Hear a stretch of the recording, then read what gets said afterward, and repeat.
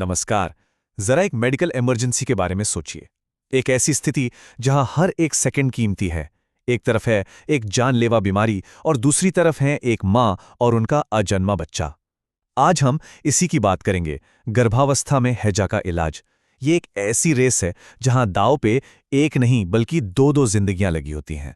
और यही वो सवाल है जो इस पूरी चुनौती के केंद्र में है। देखिए, जब एक गर्भवती महिला को हैजा होता है ना, तो डॉक्टरों के लिए यह सिर्फ एक मरीज का इलाज नहीं होता। ये असल में एक ही वक्त में दो जिंदगियों को बचाने की जंग है, जहां एक छोटी सी भी गलती के नतीजे दोहरे हो सकते हैं। तो आखिर हैजा इतना खतरनाक है क्यों? अच्छा, इसे ऐसे समझिए। विब्रियो कॉलेरी नाम का जो बैक्टीरिया है ना, वो शरीर को एक तरह की डिहाइड्रेशन मशीन बना देता है। इसके कारण लगातार पानी वाले दस्त होते हैं, जिससे शरीर का सारा पानी और जरूरी मिनरल्स सब कुछ तेजी से बाहर निकलने लगता है। और ये जो डिहाइड्रेशन है, ये एक साथ दो जगह हमला करता है। मां के शरीर में पानी की कमी का सीधा मतलब है कि बच्चे तक खून और पोषण ठीक से नहीं पहुंच रहा।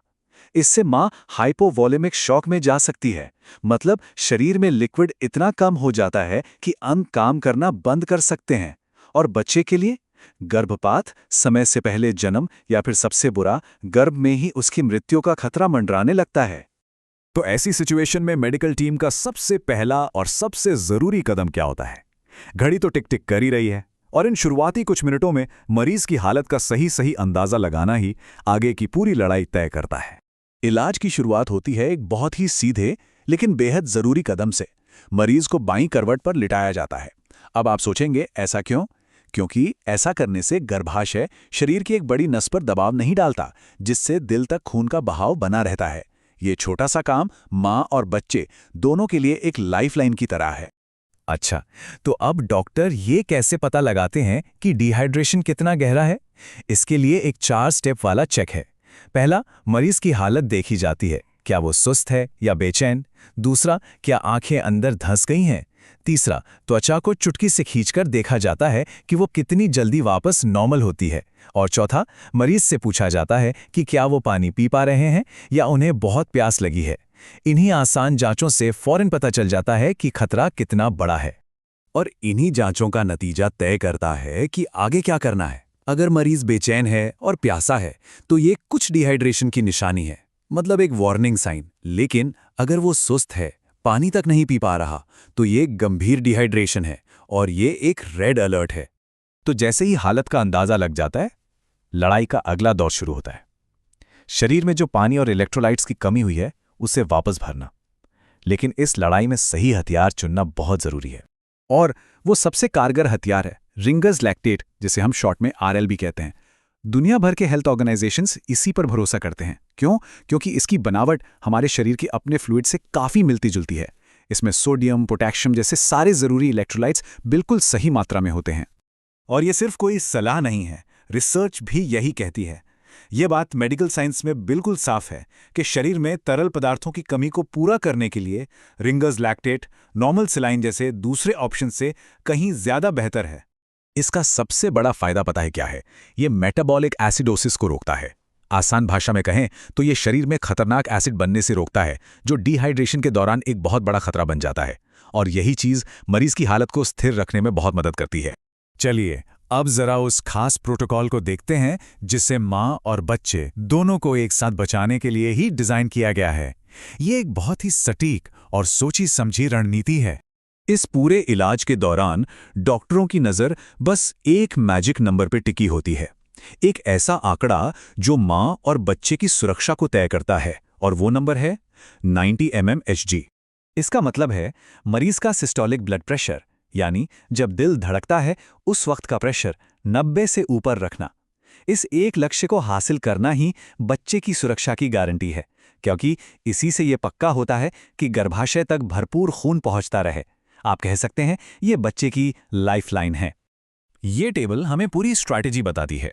देखिए, अगर हालत बहुत सीरियस है और ब्लड प्रेशर 90 से नीचे चला गया है, तो एक्शन फौरन होता है। नसों के जरिए तेजी से रिंगर्स लैक्टेट दिया जाता है।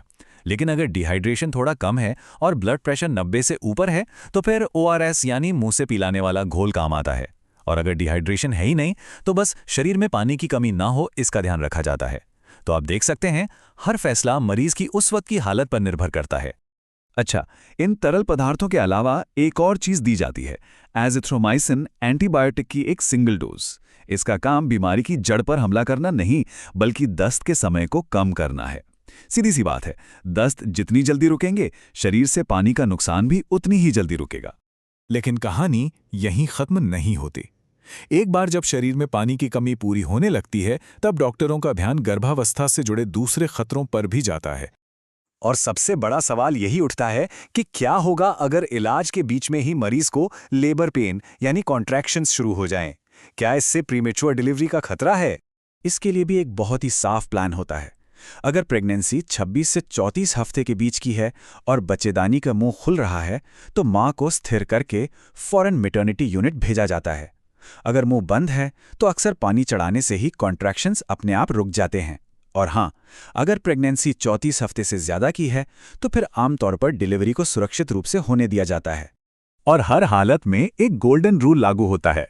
सबसे पहले मां का डिहाइड्रेशन ठीक करो, उसे स्टेबल करो। अगर ब्लीडिंग जैसी कोई और इमरजेंसी भी हो, तो भी पहली प्राथमिकता हमेशा मां के शरीर में तरल पदार्थों की कमी को पूरा करना ही होती है। तो इलाज के इस मुश्किल सफर के बाद मरीज के ठीक होने और घर जाने का रास्ता कैसे तय होता है, चलिए अब इस आखिरी पड़ाव को भी समझ लेते हैं। मरीज को घर भेजने से पहले डॉक्टर एक चेकलिस्ट पूरी करते हैं। पहला, डिहाइड्रेशन का कोई भी निशान नहीं होना चाहिए।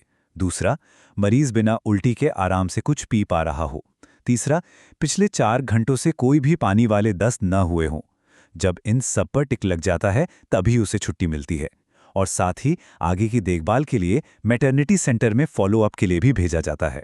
ये मेडिकल प्रोटोकॉल वाकई में जिंदगियां बचाता है, लेकिन ये हमें एक बहुत बड़े और मुश्किल सवाल के सामने भी खड़ा करता है। देखिए, जैसे जैसे क्लाइमेट चेंज और लड़ाइयों की वजह से साफ पानी के सोर्स खत्म हो रहे हैं, हैजा जैसी बीमारियां और बढ़ेंगी। तो सवाल ये है कि इस बदलती दुनिया में हम सबसे कमजोर लोगों को, जैसे गर्भवती महिलाएं और बच्चे, इनसे कैसे बचाएंगे? इस सवाल का जवाब किसी एक डॉक्टर के पास नहीं, बल्कि हम सबके पास है।